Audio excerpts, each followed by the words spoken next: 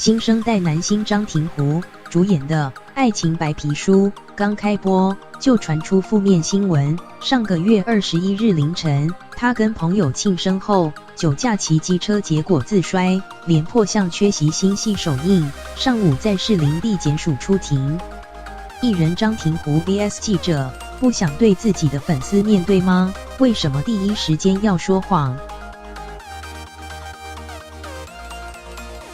戴着帽子、口罩，新生代男星张庭湖因为酒驾，上个月21日凌晨酒驾骑车自摔，上午在士林地检署出庭，离开前不发一语快闪上车。艺人张庭湖 vs 记者，这样对得起你的粉丝吗？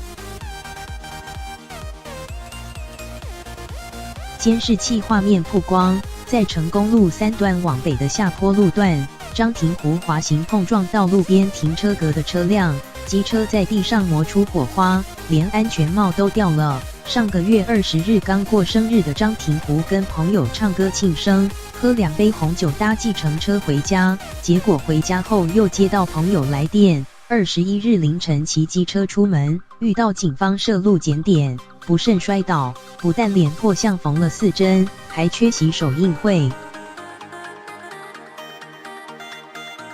知情远景 0.43， 警方发现张庭湖酒测值 0.43， 依公共危险罪法办。说起28岁的张庭湖，最早是在电视剧《刺猬男孩》饰演第2男主角出道，去年还拍了电影《切小金家的旅馆》，最近才刚当上偶像剧《爱情白皮书》男主角。